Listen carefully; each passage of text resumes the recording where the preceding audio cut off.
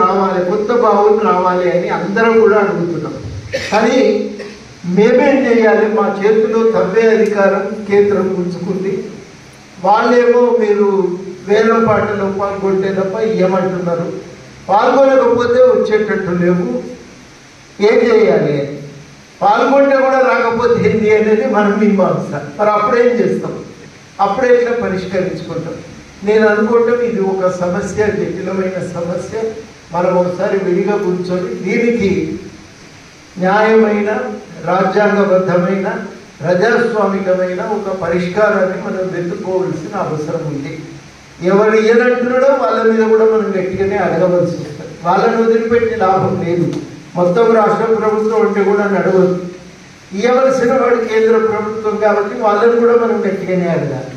కేంద్ర ప్రభుత్వ విధానాల్లో ఒకటి బలమైన సమస్య కనబడుతుందంటే ప్రతి దగ్గర ప్రైవేట్ రంగాన్ని పెంచేటువంటి ప్రయత్నం చాలా తీవ్రంగా సాగుతుంది. మీరు ఆర్టీసీని చూడండి, బస్సులు కొనుక్కోవడానికి పైసలు ఇస్తారు. కానీ ఎవరికి ఇస్తారు? ఓన్లీ ఎలక్ట్రిక్ బస్సులు కొంటేనే పైసలు ఇస్తారు. ఆ బస్సులు కూడా ఆర్టీసీ కొంటానంటే ఇవ్వాలి. ప్రైవేటు సంస్థలు కొంటేనే నువ్వు ఆర్టీసీ వాళ్ళ దగ్గర గుత్తకు తీసుకో, మాకు అభ్యంతరం లేదు. కానీ ప్రైవేట్ సంస్థలు కొనుక్కోవడానికి అయితేనే మేము మీకు సహాయం చేస్తామని ఒక నిబంధన పెట్టింది. అప్పుడు ఏమవుతుంది? ఆటోమేటిక్గా ఆర్టీసీని ప్రైవేట్ పరం చేయడానికి, తన పరిధిలో లేని అంశాల్లో జోక్యం చేసుకోవడానికి కేంద్రము తన అధికారాన్ని ఉపయోగిస్తున్నారు. ఇక్కడ కూడా సింగరేణి రాష్ట్ర ప్రభుత్వానికి సంబంధించిన అంశం. కానీ తన పరిధిలో లేని అంశంలో కూడా కేంద్ర ప్రభుత్వం జోక్యం చేసుకొని దాని ప్రైవేటీకరణకు పరోక్షంగా ఒక ప్రయత్నం అయితే చేస్తూనే ఉన్నారు. ఇవి మనం కీలకంగా మనం అర్థం చేసుకోవడానికి ప్రయత్నం చేయవలసిన అవసరం ఉంది. ఎందుకని నేను అనేది ఏంటంటే ఓసీల ఉత్పత్తి ఎంత, దాని ఖర్చు ఎంత, దీని ఖర్చు ఎంత, ఏ మైళ్ళు ఎప్పుడు మూతపడతాయి, మ్యాన్ పవర్ 2042కి ఎంత ఉంటుంది, ఉత్పత్తి ఎంత వస్తుంది, ఇదంతా కూడా గతంలో ఈ బుక్లెట్ ఇచ్చింది చిన్న. ఇప్పుడు ఓపెన్గా చెప్తా ఉంది. మనుగూరు భవిష్యత్తు లేదు, 4-5 సంవత్సరాల్లో close, Yellandu close, RG one RG కూడా దీనికి లైఫ్ తక్కువే ఉంది, బెల్లంపల్లి ఉంది, మందమరి పరిస్థితి. అంటే వాడు సీదా చెప్పదలుచుకుంది సింగరేణికి ఇక కొత్త ప్రాజెక్టు రాకుండా మనుగడ లేదనేది వాళ్ళే చెప్తా ఉన్నారు. వాళ్ళు చెప్తున్నారు, మనం చాలా కాలం చెప్తా ఉన్నాం. నేను అనేది ఏంటంటే సింగరేణి మేనేజ్మెంట్, ప్రభుత్వాలు ఏది ఎప్పుడు మూత పడుతుంది అనేటువంటి తెలిసిన వాళ్ళు మరి దీనికి అనుగుణంగా సింగరేణిలో ఇన్ని లక్షల రూపాయల జీతం తీసుకున్నటువంటి అధికారులు, రాష్ట్ర ప్రభుత్వం ఏం పర్యవేక్షణ చేస్తుంది? సింగరేణి మైన్స్ క్లోజ్ అవుతున్నప్పుడు కొత్త ప్రాజెక్టుల కోసం ఎందుకు ప్రణాళికలు వేయలేకపోయారు? ఎందుకు వేయలేకపోయారు? మన దగ్గర బొగ్గులు లేవా? బొగ్గు నిల్వలు లేవా? బ్లాకులు లేవా? ఈ సమస్య మనం ఎదుర్కొంటున్నామా? మనం దీనికి తగ్గట్టు మనం మైన్స్ క్లోజ్ అవుతున్నప్పుడు కొత్త ప్రాజెక్టులు తెస్తామని చాలా కాలం నుంచి గత 10-12 సంవత్సరాలుగా మేము ఈ సంవత్సరంలో ఇన్ని కొత్త ప్రాజెక్టులు తీసుకొస్తామని గవర్నమెంట్లు అందరూ మాట్లాడినటువంటి మేనేజ్మెంట్ కూడా ప్రకటించినటువంటిది. ఇవాళ ఏంటి పరిస్థితి? మరి కొత్త ప్రాజెక్టుల పరిస్థితి ఏమిటి? నువ్వు ఒకటి మొన్నటిదాకా ఒక ప్రభుత్వం ఉన్నప్పుడు ఆక్షన్స్కు పోలేదు. నువ్వు కూడా నిన్న వచ్చిన కొత్త ప్రభుత్వం మాట్లాడింది, కొత్త ప్రాజెక్టుల కోసం మేము కేంద్ర ప్రభుత్వం ఒత్తిడి తెచ్చైనా మన గనులు మనకు వచ్చే విధంగా మేము ప్రయత్నం చేస్తామని చెప్పింది.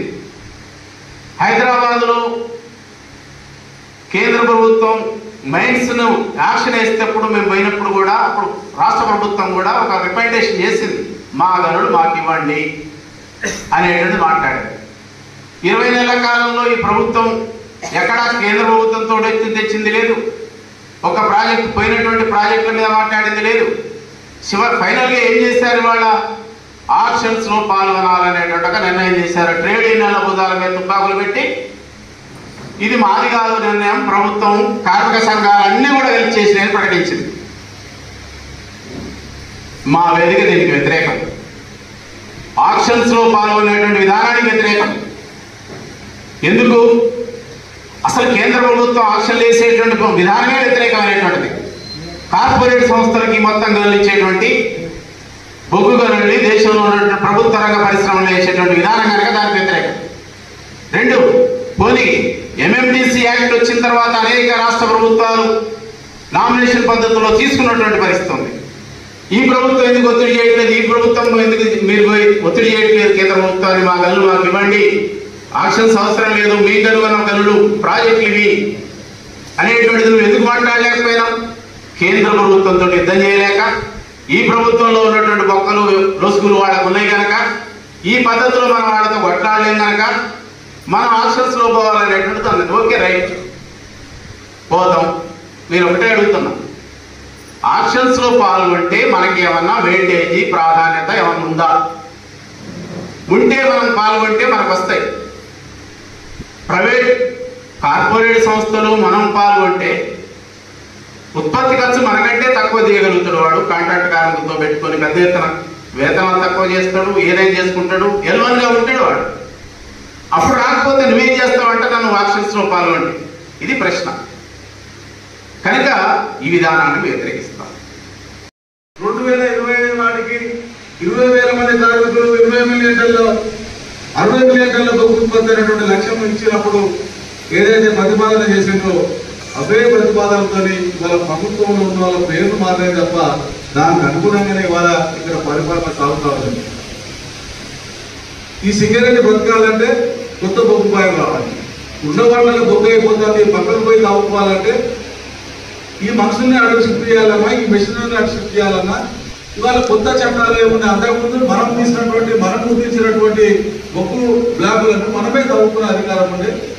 దాన్ని ఇవాళ కేంద్ర ప్రభుత్వము దాంట్లో చట్ట సవరణ చేసి ఇవాళ ఈ రాష్ట్రంలో ఉన్న వాళ్ళు కేంద్రంలో ఉన్నప్పుడు దాన్ని మొదటగా క్యాప్టివ్ మైనింగ్ పేరు మీద నీకు కరెంటు ఉత్పత్తి చేస్తే నీకు బొగ్గు అవసరం కాబట్టి నువ్వు బొగ్గు బాయలు కావచ్చు, నీకు బొగ్గు బాయలు ఉన్నాయి కాబట్టి నువ్వు కరెంటు కావాలి కాబట్టి కరెంటు కాకపోవచ్చినటువంటి ఒక కొత్త స్కీమ్ తెచ్చి చేసిన దాన్ని లోపాలు ఉన్నాయని దాన్ని సవరించమని కోర్టుకు పోయిన వాళ్ళు కొందరు ఉన్నారు. ఆ కోర్టుకు పోయిన వల్లనే మేము మళ్ళా ఈ యాక్షన్లోకి వస్తున్నాం. ఆ పేరు మీద క్యాపిటల్ మైనింగ్ కాస్త కమర్షియల్ మైనింగ్ అయింది. నీకు కనుక నీకు తాకతు ఉంటే నువ్వు ఇది తవ్వుకోవచ్చు, అమ్ముకోవచ్చు, ఇంకేమైనా చేయవచ్చు అనే దగ్గరికి అది వచ్చింది. అట్లా ఇవాళ సింగరేణిలో ఈ దేశం మొత్తం మీద లేదా ప్రపంచంలో వస్తున్నటువంటి సాంకేతిక మార్పులలో ఏ టెక్నాలజీ ఏ మిషన్ తెచ్చినా సమర్థవంతంగా నిర్వహించింది, దాన్ని వినియోగించింది ఒక సింగరేణి బొగ్గు పరిశ్రమ మాత్రమే. మనం మాత్రమే దాన్ని సక్సెస్ఫుల్ టెక్నాలజీని ఉపయోగించి 100% బొగ్గు తీయగలిగాం. ఈ 137 ఏళ్ళుగా మనకు అంత అనుభవం కూడా ఉన్నది. ఇవాళ కొత్తగా ఎవరు మనకు వచ్చి చెప్పవలసినటువంటి అవసరం లేదు. కానీ మనల్ని కాదని కాంట్రాక్ట్ పద్ధతిలో టెండర్ వేయాలి, టెండర్లో ఎవరికి లో వస్తే మనకి ఇస్తారని చెప్తా ఉంది. అన్నారు వరల్డ్ ట్రేడ్ యూనియన్ కాన్ఫరెన్స్ జరిపినప్పుడు ఇక్కడ ప్రపంచ దేశాల నుంచి వెళ్ళి కార్మిక సంఘాల నాయకులు వచ్చినప్పుడు సిఐటి వాళ్ళు జాతీయ మహాసభ జరిపితే నేను గడిచిన 32 ఏళ్ళుగా జర్నలిస్ట్గా ఉంటాం కాబట్టి వాళ్ళ ఇంటర్వ్యూ చేసిన సందర్భంగా మూర్తి గారు ఆయన చింద్వారా మధ్యప్రదేశ్ చింద్వారా కాలంలో అప్పటికే పెద్ద ఎత్తున ఈ ప్రైవేటు మైనింగ్ స్టార్ట్ అయిన దగ్గర మనం తీసే బొగ్గు ఉత్పత్తి ధర, వాళ్ళు చేసే బొగ్గు ఉత్పత్తి ధర క్వింటెట్ మీద వాళ్ళు ఎంత కమ్ముతా అమ్ముతారు, మనం ఎంత కమ్ముతాను. సహజంగానే ఇవాళ మన ఓపెన్ కాస్ట్లో చూస్తారు. చిన్న ఓవర్లతో స్కానియాలతో వాడెంత బొగ్గు తీస్తాడో లేదా వాడెంత మట్టి తీస్తాడో మనం ఎంత తీసుకున్నాం. వాడు క్యూబిక్ మీటర్ ఎంత ధర అవుతుంది అంటాడు, మన ఎంత ధర అవుతుంది అంటాడు. ఎట్లా సాధ్యం అవుతుంది ఇది? అక్కడ పనిచేసే వాళ్ళు నోళ్ళు కొట్టి వాళ్ళ కుటుంబాల మీద మన్ను పోసి వాళ్ళు దుర్భర గీతం కట్టుకుంటే ఆ కాంట్రాక్టర్ లాభాలు గడిస్తూ ఉంటాడు. ఇదే సింగరేణిలో మనం పనిచేస్తే ₹1,00,000 జీతం వస్తుంది, మన కుటుంబాలు కొద్దిగా గుడ్డిలో వెళ్ళేలాగా వాళ్ళు పచ్చగా నడుస్తూ ఉంటారు. కాబట్టి వాళ్ళలో మన శ్రమను దోచుకొని ఆడ వ్యక్తులు లాభపడతారు, ఇక్కడ సంస్థ లాభపడతారు, లేదా ప్రభుత్వాలు లాభపడతారు. ఇందులో ఉన్నటువంటి ప్రజలుగా మనం అందరూ కొద్దిగా గొప్ప అనుభవిస్తారు. ఆ రకంగానైనా కొద్ది గొప్పగా మిగలడానికి ఈ ప్రభుత్వ రంగ సంస్థ బతుకున్నాల్సినటువంటి అవసరం ఉన్నది. అది బతకాలంటే ఈ గొప్పను మనమే చేయాలి. టెండర్ యాక్షన్కి పోతే తక్కువ ధర కేసుడికి టెండర్లో ఆ కాంట్రాక్ట్ జరుగుతుందనే విషయం మన అందరికీ తెలిసిందే. ఏదో కాంట్రాక్ట్ పోయిన తర్వాత సింగరేణి కంపెనీకి వస్తుందా? ఈ జ్ఞానం వాళ్ళకి తెలియక కాదు. మా నాయకుడు చెప్పాడు మేము జరుపుకుంటాం. ఇదే రెండు సంఘాల నాయకులు గతంలో మనం ఒక విభేదం ఇందాక సార్ చెప్పినట్టు ఒకే ఒక్క విభేదం ఉంది. ఆక్షన్లో పాల్గొనాలనేది ప్రభుత్వము, 2 యూనియన్లు ఇక ఏకాభిప్రాయానికి వచ్చిన పరిస్థితి ఉంది. దాన్ని ఇక్కడ ఉన్నటువంటి యూనియన్లన్నీ కూడా విభేదిస్తూ ఉన్నాయి. ఇందాక సార్ చెప్పినట్టు మనం కోరుకునేటువంటిది కేంద్ర ప్రభుత్వం మన గనులను వాళ్ళు యాక్షన్ చేసేటువంటి పద్ధతికి మనం వ్యతిరేకం. గతంలో కొన్ని రాష్ట్ర ప్రభుత్వాలకు ఆక్షన్లో ఇచ్చినటువంటి ఒక పరిస్థితి ఉంది కనుక మన నామినేషన్ పద్ధతిలో కావాలనేటువంటిది. రెండోది, ఇప్పటికే అవంతిక అరవిందో ఫార్మకి ఇచ్చినటువంటి కోయగూడ సత్తుపల్లి గనులు కూడా మనకి ఇచ్చే విధంగా మనం ప్రభుత్వం మీద ఒత్తిడి చేయటం. నూతన గనుల్ని ఇవాళ లాభాలు ఉన్నాయి, బయట ఎక్కడో మీరు పెట్టుబడులు కాకుండా ముందు సింగరేణి సర్వైవల్ కోసం ఇక్కడ నూతన ప్రాజెక్టుల కోసం ముందు పెట్టుబడులు పెట్టాలి, కొత్త ప్రాజెక్టులు తీసుకురావాలనేటువంటిది, దీనికోసం అందరూ ఐక్యంగా ఉద్యమించాలనేటువంటిది ఈ రౌండ్ టేబుల్ ద్వారా ఒక తీర్మానాన్ని ముందు ప్రవేశపెడతా ఉన్నాను. ఒకటి. రెండోది, ఇప్పుడు 8 యూనియన్లు ఇవాళ పాల్గొన్నాయి, ఇంకొక 3 యూనియన్లు పాల్గొనలేదు. ముఖ్యమైనటువంటి యూనియన్లు నేను ముందే చెప్పినాను, మాకెవరికి దీంట్లో అధికారము పెత్తనమో కావాలనేటువంటి కోరుకోవడం లేదు. ఇవాళ ఉన్నటువంటి రికగ్నైజ్డ్ రిప్రజెంటెడ్ యూనియన్లు వచ్చినా ఎవరి అధికారం వాళ్ళు ఎవరు నడిపించినా వాళ్ళే ఉండాలని కూడా మేము కోరుకుంటున్నాం, మాకే ఇబ్బంది లేదు. కానీ సింగరేణి రక్షించబడాలి, కొత్త ప్రాజెక్టులు రావాలనేటువంటి ఒకే ఒక లక్ష్యంతో దాని